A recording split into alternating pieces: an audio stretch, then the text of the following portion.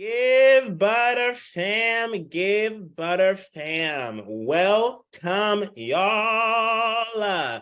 Y'all, please do me a favor and put your name and where you're calling from in the chat. And I want one word or one emoji to describe your energy. And make sure you're saying to hit to everyone, not just the host and the panelists, but chat to everyone, okay? I want to know your name, where you're calling from, maybe a little bit of an emoji to describe how you're feeling today. Put it in the chat, y'all. Hey, Diane, welcome from Sarasota. Come on, somebody. I love that. Amy from NJ. Des from San Diego. Des, I was just in San Diego. I was in North Park. I was in Little Italy and downtown as well. Brooklyn in the house. Welcome, Brandy. Hello, San Antonio. Brittany from Massachusetts. I love it. I love it. I love it, y'all. Your name, where? Virginia. Hey, oh my God. Give me your name, where you're calling from. Give me an emoji. I love to see it. I love to see it. May, oh, come on, May. I don't know what that, I hope that's a good shocked face. Come on, somebody. Krista from Queens. Hello, hello, hello. All my people are in the house. Y'all, fun fact, we are at like 900 registrants today, which is so wild. Y'all, we are growing like crazy over here, and I'm so excited. And let me tell you, y'all, you are in for a treat, okay? Two of my absolute best. Hold on, y'all. Someone from Abu Dhabi's in the house? Okay, that just blew my... I think that's the farthest we've ever been, y'all. Come on, Givebutter Global, y'all.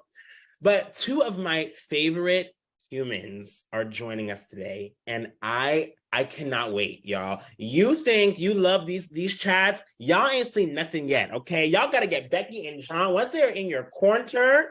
let me tell you, you're gonna be talking about building your fundraising strategy using the impact arc today. And let me tell you, not only are y'all gonna have and feel the impact, okay, but your fundraising strategy is about to soar. With these two on your side, it's gonna be amazing. All right, let's go to the next slide. So y'all know me, I'm the host who does the most. It's okay, I'm Floyd. I'm the director of community and partnerships at Givebutter. I love working with small organizations. And fun fact, I traveled to 6 countries last year. I feel like I'm just trying to keep up in the ante a little bit each year. So we're going to see how many we go to sometime this year, and I'll post it on LinkedIn. But follow me, let's keep the conversation going. Yo, one thing that we did last year that blew me away was that when you found a favorite quote, you chatted at me on LinkedIn, and we just kept the conversation going. And y'all, there are more prizes, surprises, and giveaways where that came from, okay? So if you like something from today, copy me, chat me on LinkedIn, chat Becky and Jon, chat Givebutter, and let's keep the conversation going and spread the butter. Housekeeping, the recording and slides are going to be emailed to you after this webinar. Use the Q&A to ask questions. We are going to go through that Q&A. I know that we love to ask questions, so we're going to have a whole section at the end, okay? Comment and use emojis, y'all. You know we love to talk back to you. You know we love to be involved with y'all, so comment and use emojis. Let us know what's going on. Use the chat. Be kind and respectful. We are one Givebutter fam. You already know it. And then before sending a message, make sure you're chatting to everyone, okay? Look in your chat and say, make sure it's going to everyone and not just the host and panelists. And then obviously keep things respectful because we're one big fan. Also, are y'all in the actual Givebutter fam? Are you in the actual Givebutter fam? If you are not in, if you're in the Givebutter fam on Facebook, make sure you comment I'm in, because y'all, it is going down in the Givebutter fam. I don't know if y'all know, but we actually give out real donations on a regular basis to people, but they have to be in the Givebutter fam. So if you're in, make sure you comment and you're in. And if you're not in, my friend Grace, my good friend Grace, is going to drop the link so you can join. And don't worry, even if you're on Givebutter or not on Givebutter, you can still be in the Givebutter fam, because once you're here, you can't leave. You're in the fam regardless, okay? All right, next we have welcome and introductions. We just did that. Givebutter announcements. We're going to go over a couple of announcements that I can't wait to share with you all. We're going to dive into the content with Becky and Jon. We're going to do a Q&A, and we're going to do some reminders and wrap up. So let's keep the party going. Okay, have you heard the news? Call somebody, because we have some really fun updates for you guys. One, import transactions. You now have the ability to put transactions directly into the platform. Before, you had to do it one by one. I know it was tedious. We heard your cry, and now you don't have to do it any longer. You can actually import bulk transactions directly into the platform and really keep all of your data in one place. Remember, we told you we are going to be the best CRM on the market. We're going to make sure we offer more and more features to you guys. So you now have that ability. When you get these slides, make sure you click learn more to learn how to do it. Next, we accept donor advised funds. I don't know if you all know who Chariot is, but they are one of our favorite partners. And now you can actually collect funding directly from a donor advised fund directly on the Givebutter platform. If that's not a blessing, then I don't know what is, y'all. Next slide. And I know y'all heard about this. We've been shouting it from the rooftops. We have a mobile app, y'all. I am so excited to announce, and we've already seen so many downloads, and it comes with a companion card reader that you can order directly from Givebutter. We know that in-person events are on and popping, okay? We know that events are really taking off, and so we are giving you the ability to collect in-person payments directly for your auction, directly for your event. It's all taking place, and we want you to be front row center. A couple of other things. We on TikTok, y'all. Look us up on TikTok. We don't have an announcement about that, but we're on TikTok. So check us out. Make sure you go and give us a follow. You might see from me, you might see some Grace, you might see some Mr. Butter. I don't know, but check us out and check out our content and give us a follow. Okay, y'all like the TikTok? Who else like the Charmaine like the TikTok? I love it. I love it. I love it. So check us out there. Let's jump into our first poll. I want to hear from you all. How do you feel about your current fundraising strategy? So I don't know who joined us at the Nonprofit Marketing Summit. I'm sure some of you guys did. I'm sure there's some new faces from the Nonprofit Marketing Summit, and we love y'all. We talked a lot about fundraising strategy. We talked a lot about marketing and whatnot, but I want to hear from you all. How do you feel about your current fundraising strategy? I'm going to go ahead and launch this poll, and let's see where we're at. Can y'all see the poll? I hope so. But how do you feel about your current fundraising strategy? 1, not great. We need a complete redo. Somebody help us, a brother or sister out. 2 is it's better than it was. 3 is it's okay, but could be better. 4 is ours is good, but we're looking for new ideas. And 5 is pretty fantastic. I want to see where y'all at. Where are y'all at on the fundraising strategy? Where are y'all at on the fundraising strategy? Oh, see, I don't know. I can make anything a song. Please forgive me, y'all. Where y'all at? Let me see it. All right, we're going to end this poll in just a few seconds. All right. I'm seeing a lot of ones. I'm seeing the most are ones. So not great. We need a complete redo. Okay, Becky and Jon, I hope y'all ready because we gonna need your support. I'm seeing some 2s and 3s as well. Well, y'all, my hope is that after this session, y'all will be able to soar, okay, and get there. Is it weird that I was gonna sing Somewhere Over the Rainbow? Somewhere over the rainbow. Well, that's where y'all gonna be, okay? Y'all gonna climb over that rainbow. You're gonna soar over that rainbow, and you're gonna take your fundraising strategy to the next level. And I'm so excited. Next slide, y'all. So I'm going to bring up 2 of my absolute favorite people, Becky and Jon. They are both from Oklahoma City. They both have founded one of the most prolific community-driven companies out there called We Are For Good. They are leading one of the top downloaded podcasts in our sector. Jon and his wife, Candace, have 2 sets of twins. I'm like, okay, come on, somebody, come on, goals. And they love to travel. I'm sitting here, how y'all take all this whole family across the world? And they're like, no, but we make it look easy. And Becky is a 4th-generation Italian-American, and I'm still looking for this fettuccine Alfredo. I just found out that we're going to be at one of my favorite conferences together, so I'm hoping that we can get a couple fettuccine moment. But I'm going to bring up, please help me welcome Becky and Jon. Oh my gosh, Floyd Jones. I mean, what an intro. Can I get a G? Do we need to be singing along? We do. Can I get a B flat? Like, I love it. Floyd's like, that wasn't a G. Hi, y'all. It is so good to see you. Usually we bring the energy, but I think Floyd's bringing it today. Oh my gosh. Listen, I don't know if people are going to be able to handle it. We just keep going up and up and up. So I have to just give you guys some amazing credit because on literally I know most people have said this to you, but some of my lowest days, not only have I turned to the podcast, but I have turned to both of you. Not only do you bless me and fill me up, but you also help me reorient and remember and remission. You have me rethink about my mission, right? And I think that's what everyone needs to focus on today. One thing I talked about at the conference was we oftentimes fundraise and plan and organize around a moment, but we need to shift into organizing around a mission. And I think that is what you're going to help each and every one of us do on this call. So I'm so grateful for y'all. Oh gosh, I mean, the love runs deep, and I'm receiving what you say, but you know, we're rolling out all these trends on our podcast right now. And one of the trends for the year is community is core. And who do we call up but the king of community right here? Floyd Jones came and brought the house down. So we'll try to drop that episode in the link because you got to listen to Floyd come on the podcast. It truly changed our life. But we feel so grateful to be here. Thank you so much, man. Yes, I'm gonna let you guys take it away. Don't mind if I jump in a little bit, okay? I know our people, do it. So I might jump in a little bit, but I'm gonna let y'all take it away. You are always welcome in our house. Jump in, and everybody else jump in. We're gonna be watching the chat too, so throw us your questions. And Jon, we're gonna talk some impact art today. Yeah, we are. So this is not your grandparents' fundraising strategy. This is kind of what we have learned in our career. So people know us that maybe we started the podcast in the last couple of years. But Becky and I met 15 years ago. I walk in trying to wear a necktie to impress on an internship interview at the Oklahoma State University Foundation. And there is Becky Endicott, the director of marketing. We, end up fast friends and get to work together over the last 15 years, first in higher ed, then in healthcare philanthropy. So we won't share our full story today, but I want to take you back just to say, if you're sitting there and wondering, how in the heck are we going to do this? That is the story of our life, honestly, and specifically about fundraising, about trying to galvanize a movement of people.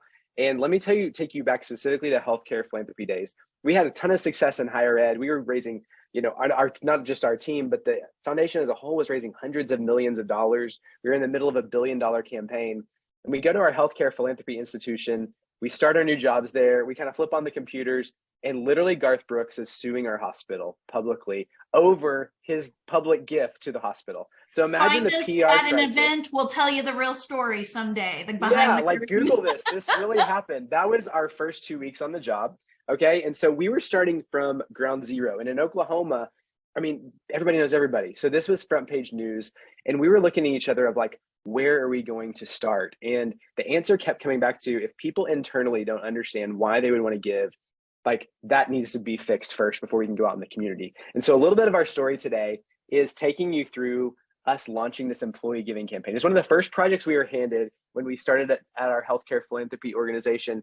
And the question we asked was how do you build an employee giving campaign? This is something we had never done before. And so this is what we are Googling. Imagine us literally typing this into Google. This how do I do it? Chat GPT days for sure. Totally. Because we would have had a much brilliant strategy probably from Chat GPT.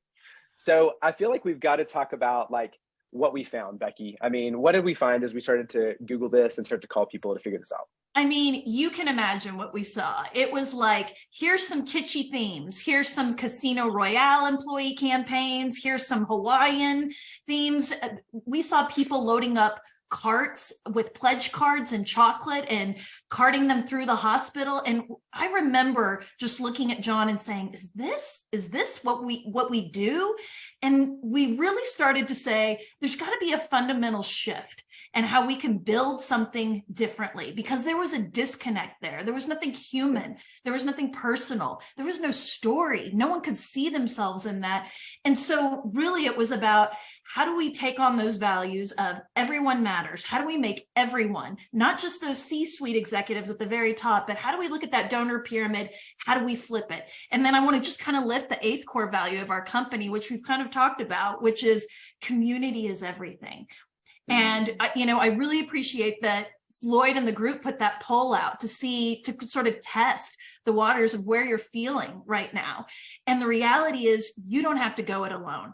And that's what I really want you to take away today, is that there is a different way to think. There is a different way to build.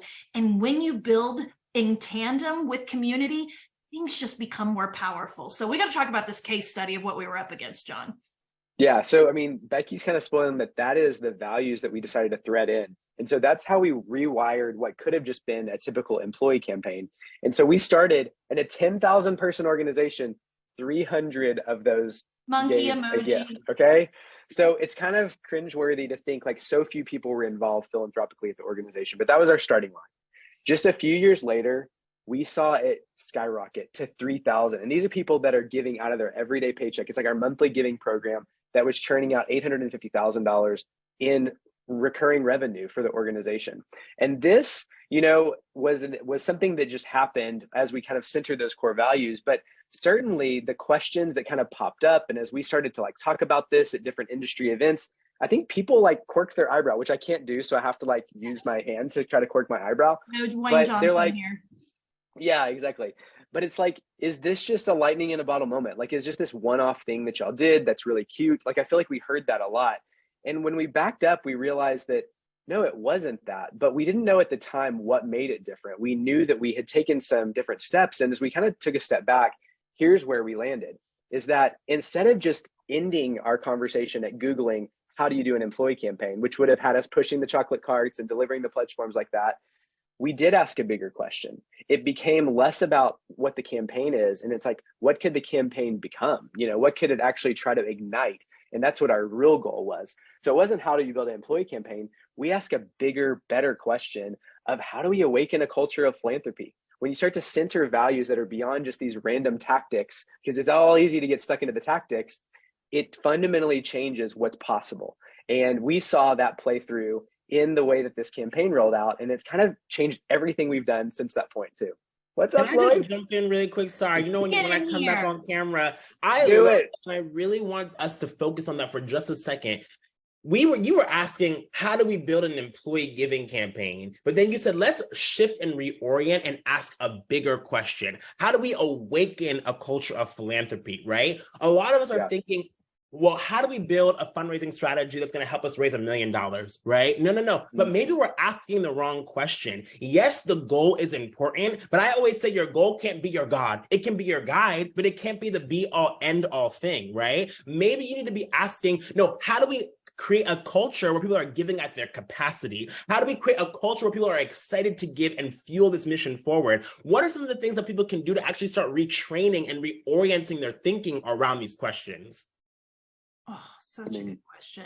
Yeah, it's a good question. I think it starts to me, when we jump straight to tactics, when we're talking about what the linens are at the gala, before we've talked about why are we doing this event, like what's the greater purpose? Events are the easy ones to pick on, but they're the ones that take the most time, drain our teams and our staff. And so it really does need to answer a really big why of why it fits into the overall structure. It also pushes you away from, at least from our perspective, of defaulting to some cheesy theme. It's much more about how does this connect to what our actual goal is and cultivating people closer to the mission. Like, I love that they love Willy Wonka and the Chocolate Factory, but that's probably not going to be the end all be all way to connect to someone's values and their purpose in the world. Maybe it's a door opener. I don't want to rain on that, but you know what I'm saying? So and that's I'll where also jump in there with mindsets. Like, think about it this way.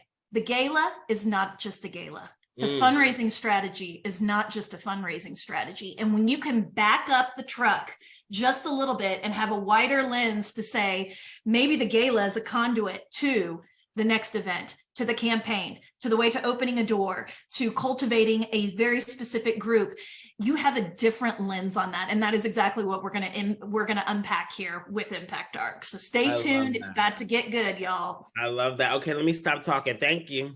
You come back anytime you got those questions.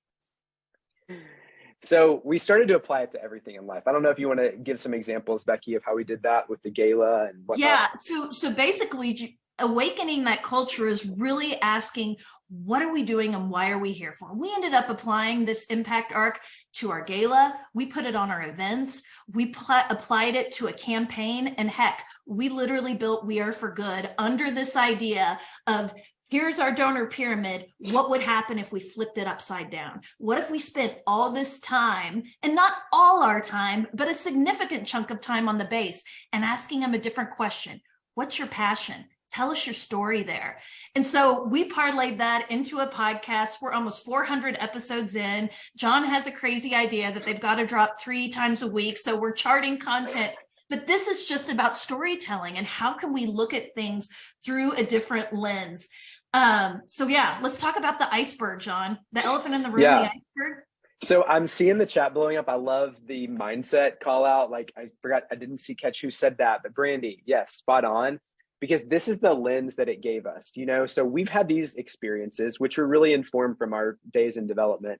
But then we launched this podcast and we're having hundreds of conversations with unrelated people. And we realized that what you see on the surface, a brilliant fundraising campaign or this incredible global movement, you start to get below the surface when you get in an interview with somebody and you get to talk to the founder of, say, Movember that has raised billions of dollars worldwide. You realize it's never the tactics that come about. It's always the mindsets. It's always the, underlying core values that are driving something, or the mission or the vision.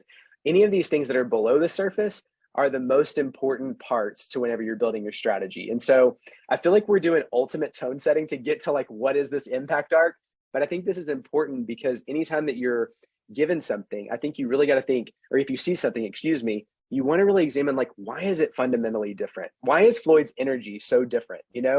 It's how he's pouring into himself and cultivating. And I know from talking to him, it's how he pours into his personal development and his professional growth. I love that you can't defend yourself, Floyd, but it's all those things that come to light in how he shows up in the world. And so that lens really has allowed us to see that this really works applied in a lot of different ways. Okay, so we're going to move you through what did it look like and what have we been taught to how we're going to shift those mindsets into a 2.0 thinking. So if you look at the screen, who can raise their hand and say, oh yeah, this is what I know. I know about defining a goal. I know about reviewing my data, brainstorming strategies, building the toolkits, working on the launch. And this is good. This is a solid core. However, what happens when you employ a new level of thinking, when you really gather up and say, we're going to look differently at the way that we gather donations, the way that we retain new donors? How do we build a campaign? This is about moving from the mindset of singular thinking to movement building. So that's really where we're going to go. And Jon, you can go to the next slide. Okay, so yeah. The spoiler, here's the spoiler. The impact arc is literally 3 words, and it's staging, storytelling, and syndication. And this is where your secret sauce is going to be played out. We are going to break every one of those down for you. And we're storytellers, so we're going to bring some storytelling into each of these examples. So you can go check out the case studies and the organizations who are doing this work and just killing it right now. And for those of you with fundraising goals, you can also picture this with dollar signs. So you can just imagine how this is going to stack up. I had to slide a dad joke in there. Okay. So this is, the results of development 1.0. People have been, using this strategy forever. It leads to donations and some of the basic things. But really, when we employ this 2.0 lens, you do something different. You build rabid fans. And that's something we talk about a lot on the podcast, but it starts to unlock these layers that are not just money, because money is often the smallest possible factor that someone can connect with you on, but it takes your story beyond your walls. It makes every donor feel seen and valued and heard, and you're activating them so they can pull other believers into the movement. And what we've found is that people that embrace this kind of mindset, they end up raising more money. They have stronger retention numbers. And by the way, our employee giving retention was opted in every year. You had to actually opt in, stayed above 80% every year, which if you know the industry standards, that's double what it was. So we saw this as people connected their story to the movement, they felt more connected. And it kind of points to everything we're seeing in the sector of like building more connections, and radical generosity comes from this radical connections piece. And so ultimately the goal with 2.0 is building believers. And we talk about this a lot on our show, and we always call it out when we see it in interviews. But if your goal is to build believers, those are the people that surround your mission. They're the ones that surround We Are for Good. I see some of them in the chat looking at you, Natalie Monroe, that it's like when you have a believer that buys into what you're doing, they're not going to let you fail. They're going to find other ways to open doors, connect you, to plug you on social media, to talk about you at the water cooler in the best of ways, right? And all the kind of things in between. So I got to jump in on this, Jon, because I got to say something. If you can go back to the other one. Go ahead. I would put a donor on the left-hand side, and I would put a believer on the 2.0 side. And the mindset shift that needs to happen there is we're asking donors for money on the left-hand side. On the right-hand side, we're valuing much more than the money. We're valuing story. We're sharing we're valuing their lived experience, their network, their time, their energy, how they can pour into it with their volunteerism. Maybe it's an in-kind gift. It's about giving someone agency to interpret how to help your mission in a way that works for him. And guess what? As a marketer disguised as a fundraiser, this stuff is gold, because all of a sudden it's not the organization that's saying these words. It's the community giving social proof, giving lived experience to why this mission needs to exist and why others should gather. Okay, keep going, off my pulpit. You stay in that pulpit. I love it. So here's the deal. This really isn't a plan for going viral, because I hope that becomes a tangible thing that just happens as you get enough people and community surrounding your work. This is about following really a formula that builds certainty. And from that, I hope that this year you move from just hoping for success, but really hedging for your success. And so with that, I want to start to break down what the formula is. Like, it's like, give it to us, right? The impact arc. So it starts with staging. And this, I would say, of all the things I learned in my 15 years of development, I think this is the thing, if you're just starting out, that is so incredibly crucial that most people miss in the world. And it's like, the idea of staging is beginning with the end in mind and threading, threading all the steps that follow, really trying to prioritize the right steps to where you never launch a campaign with $0. You always launch a campaign after so much work has been done to stage, to get the right conversations to happen, to unlock the certain levels of people that understand what's going on, that they're pouring into your case statement and things like that. So here's some components, and we can kind of ping pong back and forth here, B. But you obviously want to start with research. That's kind of on both sides. It's understanding your data and understand where the people are that are surrounding this, but also understanding what is your mission really done. And I see some folks that are just starting out, and you're going to have to start figuring out what that storytelling is of what actually is the impact doing. But we found that if you lead with impact, as impact-led staging almost, then that is going to break down a lot of walls. It's going to turn skeptics into believers. And so by pairing an actual tangible physical impact, I think in the employee giving realm, it's like, look at this piece of equipment literally that was not here last year, but it's here because of you, and it saved 18 babies. That changes the dynamic of the staging conversation. But you also want to figure out, where are your assets? Like, what do you have to activate? And that can be people. It's mostly people. Who are the people that are currently untapped or unasked to be activated in a certain way? But also thinking of the assets that you have in an organizational standpoint. I mean, you have your mailing list, and you have your social channels, and you have all the different ways that you show up online. You want to get clear on what those are, because you want to use them. And then you want to recruit and energize your volunteers and rabid fans. The power of staging is getting in front of the people that you want activated to allow them to feel like insiders and to be part of this process from the very beginning. That's how we launched the podcast and charted #1 on Apple. It wasn't that we just published and then hoped everybody would see our Facebook post that day. It was, we were cultivating an audience a couple of weeks before to say, hey, y'all are closest friends to us. We're doing this thing that's really important to us. It would mean the world if you would do X, Y, and Z. And, one-on-one conversations to where that day there was a flurry of an engagement. And whenever that happened, I think we were all like, oh my gosh, it's working yet again, of just aligning people in advance and inviting them into the story. Okay, I got to break down the staging components, but first we got our brother from another mother in the house. Come on in here, FloJo. Yo, I don't want to keep intervening, but one thing you just said that I really want to highlight, because I think this is so important. I want to really make sure we enunciate and emphasize that anybody can do this. We have people from all levels in our community, people who have been around for years and people who are just kind of getting started and whatnot. But I want to say that everybody can do this. Y'all have been in the industry for so long, but you went #1 on Apple. Come on, Jenna Plug, we love that. But you are just getting started, right? Like, when you were getting started and launching this podcast to begin with, you tapped into your own community that you already have. So if you're starting up your organization, don't approach it from what you don't have, approach it from what do you have, right? Who is in your personal network? Who is in your personal corner? Who can you call on in your personal community? If you're on this call, you have somebody. Come on, somebody, right? If you're on this call, you're already connected to community, right? So tap into what you already have, tap into who you do have, and then build for believers, because believers are going to lead to your breakthrough. That's all I got to say. Come on, somebody. That's what I get to the do. alliteration. I am giving you a hype something because what you just said there is so important. And I think even just taking a pause and saying, where are my believers is a really good question. And they're not just in your database, which of course they're in their database, but don't just sort by amount, sort by activity. Who's showing up? Who's opening those emails? Who's clicking through? Who's liking your social? Who's starting that peer fundraising kit? Who's reaching out on your info email address and saying, this is my story. Thank you.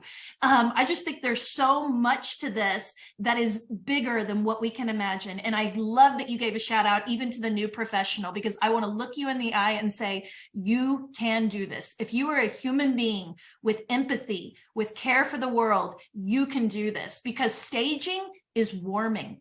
It's just a warming cycle. When we think about our events, we think about the day. And we think about maybe a post-event survey or maybe a save the date goes out. The staging event is a long runway leading up to the event. And we are warming and we are dropping those breadcrumbs and we are getting people excited about the moment. And we are reminding them why they love us, why they choose to come into this world. So I would really say start with like breaking that audience into their phase of solicitation. Like this is what we did with our employee campaign. We're like, okay, where are we going to start? Internal foundation staff. Hey, when has the foundation staff ever been #1 prioritized as donors? Like very antithetical, but we started with our own team and we asked them their stories. From there, we pushed out to the C-suite, to past donors, to grassroots people, and then we launched to the general public. So you can see there were weeks of solicitations that started before that. Test your case for support. You've got a warming cycle, so start dropping some of those messages and photos, see what resonates, see what people click on, and then sequence those warming steps to just build that momentum, giving that energy. And I want to say energy is joyful when it's magnetic and sticky. So if you're kind of having the mopey music or you're having some sad story after sad story, it's not going to bring the hype, though your mission may be deeply sad, or it may have some very deep trauma embedded in it. We've got to lift all of that in a mosaic, because the community has a mosaic of a story within us. And then you got to have that stewardship ready to roll. And I would roll stewardship not just into thanking, but again, back to that social proof. Who's giving? Who's really connected to it with their story? And thank you, and spread the thanks. I will tell you that we had multiple people writing thank you notes, doing a video, hand delivering things, showing up so that everyone feels like they're the most important donor in the room. And I think, functionally, it looks like sitting down with your team and coming up with those steps. I mean, you can't do what you can't really like plan out and map out. But here's the iceberg moment, okay? If you don't recognize Nancy Brinker, she's the founder of Komen for the Cure. So spoiler alert, it's this worldwide multi-billion-dollar organization. You all know it. But when you hear her founding story, she came on our podcast, it was very much so grassroots from the beginning. And this was pre-social media, pre the social norm to even being able to talk about breast cancer in public. Like it was kind of like an awkward thing. And she, was losing her sister to the fight. And she had made a promise to her that she would do everything in her power to help reverse the trend of this horrible disease. And so it just started by her having conversations with friends. This was like the ultimate of staging that we had seen. It started with phone calls to friends. It started with getting together in lunches. Pre-social media. Can you even imagine? Pre-social media. Like, she was talking about Early having 90s. people fill out paper forms, to like say they wanted to be part of it. But they had come up with this idea after this vision. And I encourage you to go listen to this story, because Nancy had this literal dream where women were wearing pink, running with swords. And that was this vision that became this, what would become Run for the Cure. And so they decided to put on this event. It was going to be in Dallas. They had done all this kind of like offline work to try to rally people, but they didn't have any sense. They didn't have a Givebutter attendee count, right? That's happening here, that how many people have signed up. They're like, we hope people come, And that morning she tells the story that they're sitting there and it's dark and they're waiting, and they just start to see headlights coming around the path. And she's like, that was in the moment that she felt like, okay, there is a movement behind this. And so it's like, it very much starts from the grassroots level of what are you doing to stage so you don't end up with the empty thermometer on day one that it goes public. How can you work all of your steps, all of your assets, and get people aligned before you even launch? Okay, we're gonna go long, so we gotta like start speeding up. We're going to pick it up because we're going to get into my favorite component, which is storytelling. And if you spend any time in our community, we believe storytelling is the heartbeat of connection. And the way we interpret story has got to be broad. It's not just the words. It is the emojis. It is the video. It is the photos that we're holding up. Everything can thread into story, and how we allow someone to tell it. We've got to give them that agency and the platform to be able to share. And besides, we're reminding them about why they love us and why they choose to give. So let's break down storytelling just a little bit, because it is my favorite, because the goal is to tell stories that move people to action. How many times have you guys been on social media and you've seen something, you know, maybe it's Humans in New York, or you see something really heartbreaking, maybe with the Ukraine war, and you're like, I hate this. I want to give to that. I want to stop that.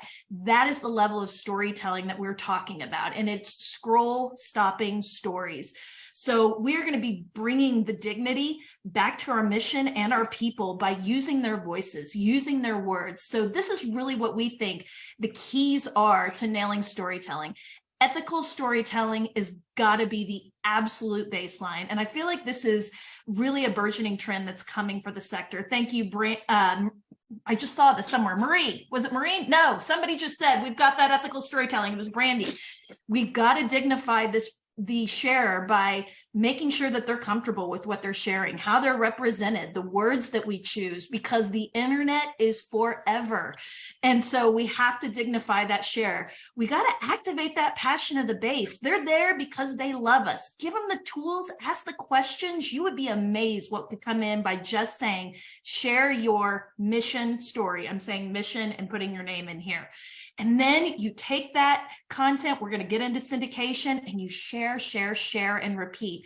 That is feel-good content that your rabid fans want to see, because they're going to see themselves in that story. And so really it's about, how do we ask that right question again, that bigger question, to bring a story in that not only connects to the mission, but maybe gathers another couple arms in lockstep with our mission.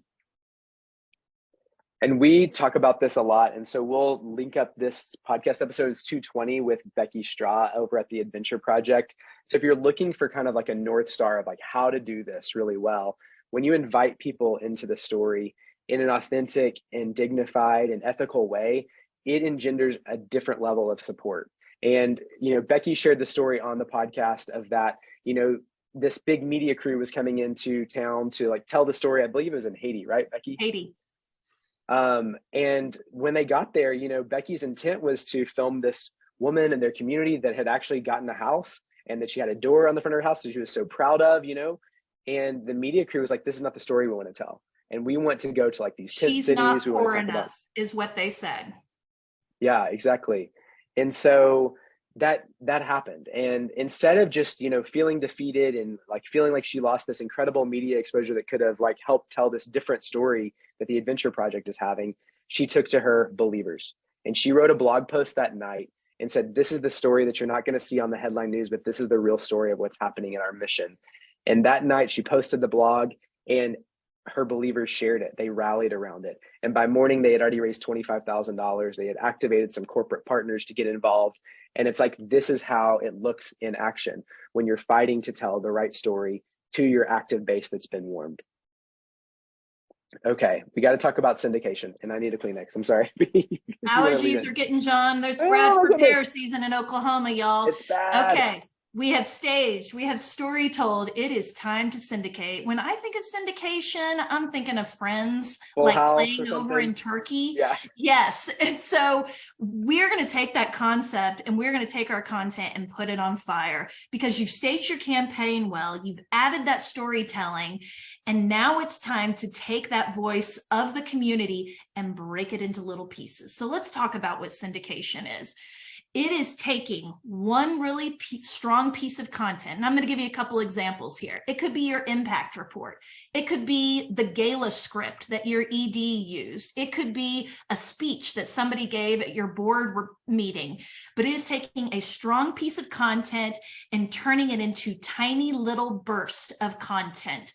So we're talking about maybe it's just a graphic of a quote from your ED that gets popped up on a screen and you ask a question that brings others into it. It could be resharing your video. It could be taking a story and inviting others to bring your story into it, and there's so many applications to do this. And I want to say this like with a heart of transparency that there are tools out there that will make this very, very easy. You do not have to do this one off, and please do not, because it will be an overload. But that syndication mindset is, how do we expand the reach of our content to multiply that opportunity and expand our impact further? The more we can tag people, the more the conversation gets richer because more voices are coming in. So you can see, if you take that story from the impact report, you can pull a quote. Look, we off to the right, it says we can drop that onto 5 social mediums. We can take a photo with a caption.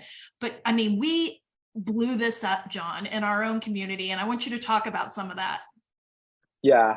So, I mean, if you think about this, because what we're trying to do is create this swell, and you've got the people to mobilize, you've got these incredible heart-wired stories, and you want to figure out, how do we keep that cadence? Because you have a lot of work to do if you're running a big fundraising campaign. How do you keep that momentum going, and how do you keep the stories flowing?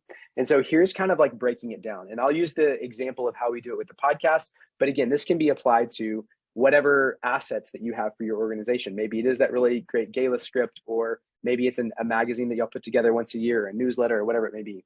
But you think about it as core content. So whenever you're gathering that story, think of, and obviously ask permission, can we record this story in video, in audio at the same time? Because when you're doing that, let's say you get an hour of somebody's time telling their story about why their mission matters, why they've seen the impact, why they believe, why they want to support your cause. All of that you automatically have through multiple channels. So a video turns into an audio file, which can turn into a transcript. So you have all these 3 mediums. And then you start to think about, what are the high points from that conversation? There's going to be moments that you can probably cut out. There's going to be moments that are like everyone in the room has chills. Those are ones you're going to want to highlight. And then you're going to want to think about, how do we break this apart? So from this 1 hour of podcast core content, we get immediate teaser content. I don't see any nonprofits really doing this well, but if you have a great meeting and you have a great board meeting, why are we not taking screenshots of everybody that's really excited and tagging them on LinkedIn? The most basic way to show engagement is retagging people and getting people engaged in the conversation in their house. I mean, like, how vulnerable too is this whenever you get to see people in their own space? Secondly, all the transcription turns into show notes for us as a podcast. It may turn into longer form articles for you. And it turns into an unlimited, really, amount of different social shareable images and graphics or video clips, or whatever social platforms make sense for your organization. And ultimately, it's content for your email newsletter. It's content for continuing the conversation through whatever kind of assets you have.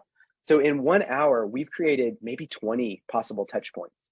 And so from our years, I can say at nonprofit, we had some really amazing interviews and times with people, and we were not getting near the leverage of that. But we live in such an omni-channel, connected world where there's so many places to show up. It's really doing all of us a disservice by not figuring out how to maximize that and syndicate. Because if you're not syndicating, people are forgetting and they're stepping away, and it's not staying in front of them. And so putting these kind of things together when you syndicate, it allows people to have all these interactions with you at different places where they hang out online. So that's what you can control. And this is what I think is the power shift, right? You got to think of what content can we make? We're a 1-person team. Okay, I could do a 1-hour interview per month, and maybe I could have a virtual assistant maybe help slice this up into different content. But what happens when you start tagging people? What happens whenever you start giving these tools to other people, the content to your believers? The content takes on a life of its own. And this slide is honestly pretty outdated at this point, because what I see happen in our community now is we share pieces of content, and numerous people are putting their spin on it. They're interpreting it in a certain way. They're tagging. But by equipping people with assets, long form is really key these days, because you can use it in so many different ways. They get to use their own voice and share in a really authentic way to them. And all of a sudden, your visibility is everywhere, right? So this is what you want to aim for, because we all know we don't have time to sit on social media all day, every day, but we do have time to invest in really great core content that then gets sliced up so we can syndicate and truly have an ongoing conversation of this happening everywhere. And so shout out to Kishana Palmer too, if you don't follow her. She is amazing. so rad. Okay, we I love want it. to answer some of the questions that keep popping up in the chat here. Like, what are these tools that we could be using for syndication? And I'm just going to throw some spaghetti at the wall and see what sticks here. But think about all of your tech stack. You know, what email tools are you using? We use MailChimp, you know, as sort of our email tool. That's part of it. If you don't know Zapier, please be best friends with Zapier. Zapier is the connectivity between all of your tech stack back into your CRM. There are incredible storytelling platforms. I see Natalie Monroe on here with Memory Fox is an incredible nonprofit storytelling platform. Proof Pact is another one. Y'all, Canva is amazing. It is so progressive now, and it's free for nonprofits. Canva for nonprofits. So Jon, throw a couple more out there if I've missed any. I don't know if you can think of any more, but get something like Later that allows you to post your socials when you don't actually physically have to post the button or push the button. It's about stacking all of your posts, batching them, and getting ready to post. So, and I'll let you jump I'm seeing like, no, I love all your suggestions, and I think those are all really good places to start. We've also put together a whole workshop just on syndication, because I know we're kind of throwing a lot at you at one point. And so we're going to give you the link to where you can go watch it. It's about 45 minutes just to talk about functionally how do you syndicate content. And we'll even give you a grid. I see the question of how much is too much. Certainly you want to like think about your overall calendar, and we're big value oriented people. This is where we start to rag on Charlie and the Chocolate Factory as a theme, as opposed to like, what is a really cool value aligned theme? If you think about the values of your organization, how are you highlighting those consistently throughout the work? That gives you a different lens, and it's a connective part of who you are. So everyone matters is one of ours, or cultivating believers instead of donors, or community is everything. Those are core to We Are for Good. And so when we think about content, we want to showcase those different aspects of who we are to try to attract fellow people that align with those values. So that's one way to think about it. Definitely don't want to use the same person every single day. So, and I'll also say, you think you're posting all the time, but the reality is your people don't hang out in the same place. Your boomers are not on your TikTok account at Givebutter. And if they are, please teach We Are for Good how to get boomers on TikTok. But in the same way, your Gen Z is not reading your annual report. So they're playing in different sandboxes. And when you syndicate, you're really getting your mission in front of more and more people. So I got to share this like last story because it's such a feel-good one. University of Wisconsin at Madison, go Badgers. They did an incredible thing during COVID with their syndication, and they took their student callers and they said, you know what we're going to do? We are going to make 20,000 1 minute thank you videos, and we're just going to reach out to people and say, hey, Jon, thanks for your support of the University of Wisconsin. It really matters a lot. I see that you gave to the Graphic Design College, and you're a longtime supporter of our School of the Arts. It really matters to us. I just wanted, as a student caller, to look you in the eye and tell you how much how valuable that is to us. Boom. Can you imagine what happens when you get that? Oh, look at the Allie literally got one. What a small world. I love it. Allie, that is amazing. That's so awesome. Okay, but what happened to the annual giving and to the marketing and to the entire foundation? They got back thousands of videos that came back. They got back emails. They got, my wife and I met here. Here's a great memory. I'm happy to give. Can I give more? Their engagement went through the roof, and they took those stories and spread them throughout their content.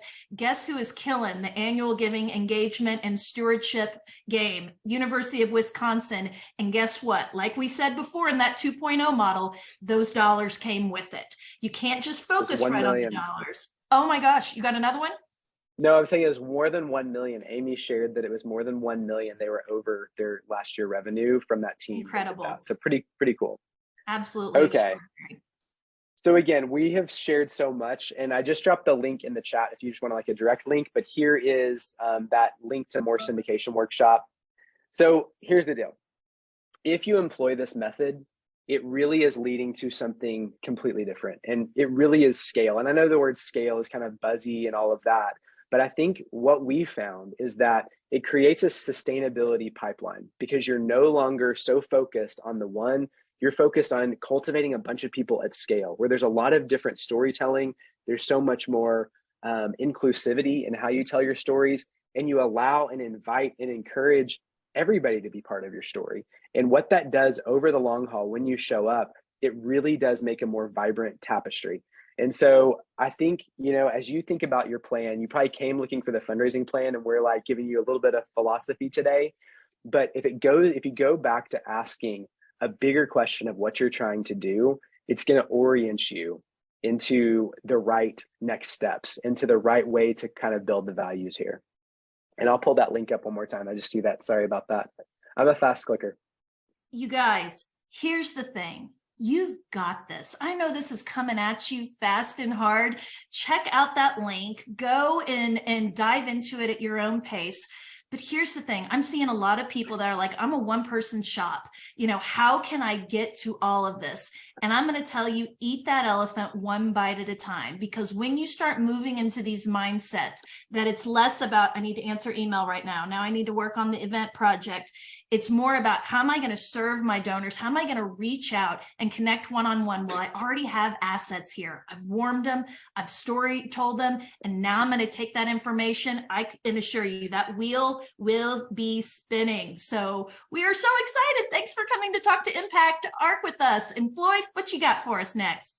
Okay, can we just celebrate Becky and Jon in the chat? If y'all thought that was good, give them some props, give them an applause, give them a heart, give them something in that chat, because this, let me tell you. Thank you, friends. I am building for believers today. Dopamine is Okay. high. I love it. I love it. I love it. I love Thank you it. so much. Oh Oh my God, I'm seeing gosh. so many of my word. friends in this call. This is amazing. Come on, y'all. Shout them with some love. That Holy is good. cow. Listen, Thank and it ain't you. gonna stop. It ain't gonna stop. Okay. Oh, All right, let's get into some of What these a questions. community. We got a few more minutes left. So first of all, check out weareforgood.com/Givebutter, because come on, somebody, we are partnering with the best in the business, these two, okay, and your beautiful, amazing team back at home.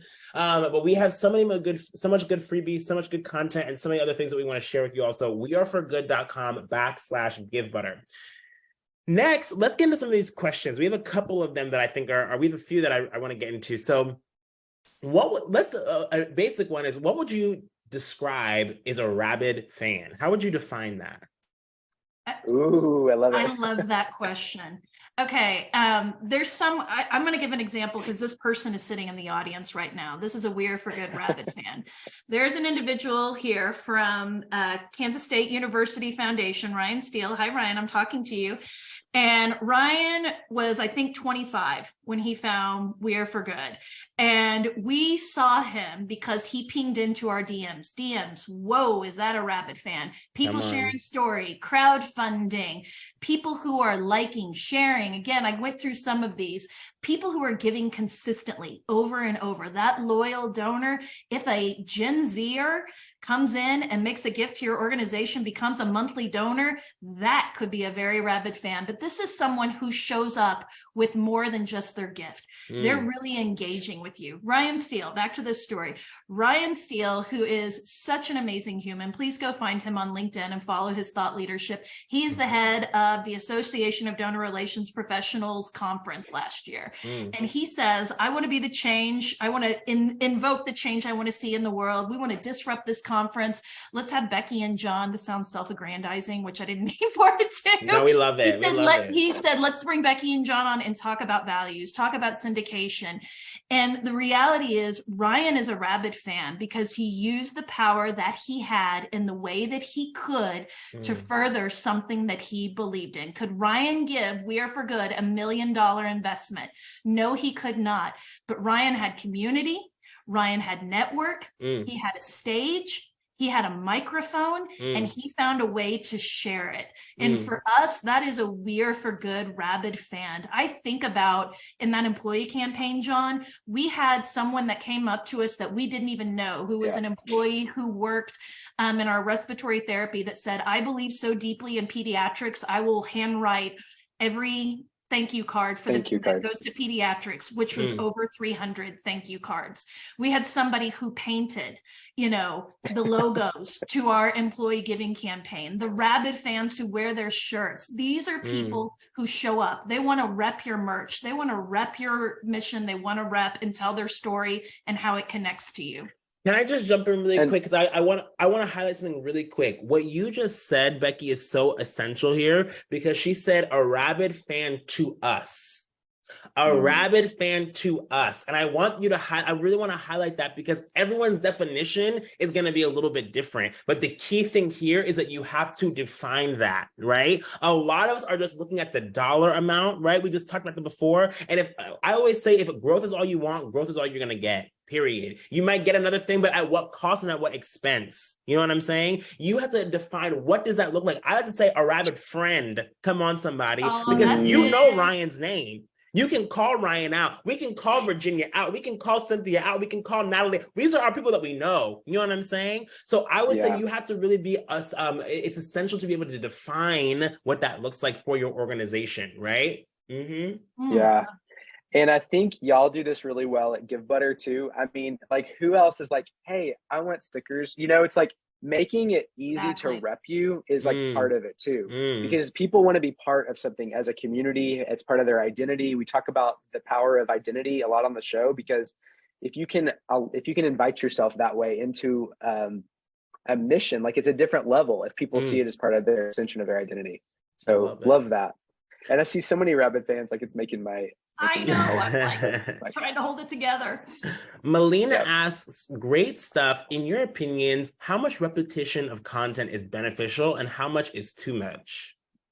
Okay, so I feel like most of us probably know how many times we're supposed to thank a donor. Like, back in my 20-year career, the average was about 7, right? And Hannah McKinley, I see you in here, and you're the donor relations queen of Michigan. So back me up if the numbers change.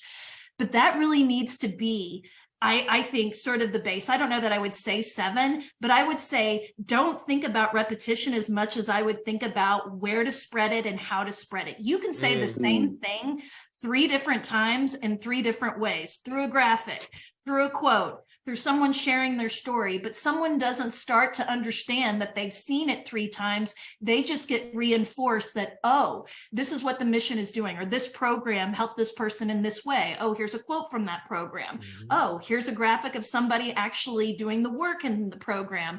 I think thinking in that sort of syndication mindset is gonna, like, not even give you a base of this is how many times you should share it. It's really about the creativity of how you're going to share it and what platforms you're going to use to share it on. Jon, anything else? And I think if it's connected to your values, like it's core content, that in 6 months, no one's going to remember that post. Like, look at the stuff that really trends and relaunch it. Maybe you put a slight spin on it, but don't post once and think that that's its only run. I think you can come back after a few months and that same piece of content's going to strike people a different way too. Also, people forget things, right? Like, we live in a world where you're forgetting things in 5 seconds. So keep it going. And I want to add one more thing about rabid fans. Y'all, if somebody replies to your email, sorry, there's my Oklahoma drawl. You got some y'all. If somebody replies to your email, if they leave a comment on your social, reply.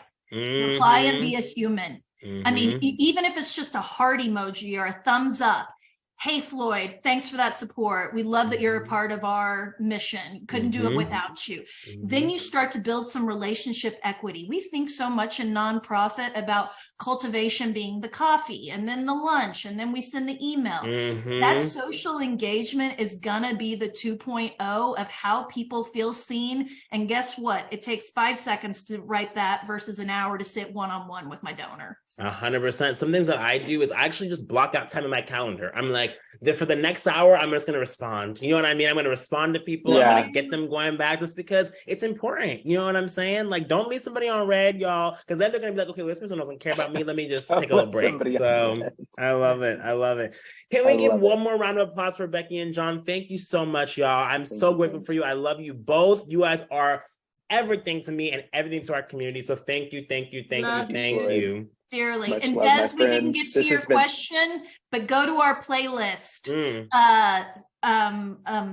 page on our website. We will get you started on 1.0 to 2.0. We've got a Back to Basics series. It's like 12 episodes long about Back to Basics donor relations, Back to Basics annual giving, Back to Basics major gifts, marketing, communications, all of it. Start there, my friend. Sorry, I couldn't leave Des hanging. No, I love that. Thank you. Y'all, thank you so much for another amazing webinar. We are growing so much and we are so incredibly grateful for you. Don't forget, register for our upcoming webinars. They're all on our website. Next month, we have the amazing Mallory Erickson going to be here live and live in color, y'all. We love Mal. Love Mel. Fill out our feedback survey, join our Facebook group. And again, if you like something from today, please spread the word on LinkedIn. Chat We Are for Good, Givebutter, me. We are all in this together. Let's keep this going and continue to reach our arc, y'all. Okay. Thank you all so much and have a beautiful, beautiful, beautiful.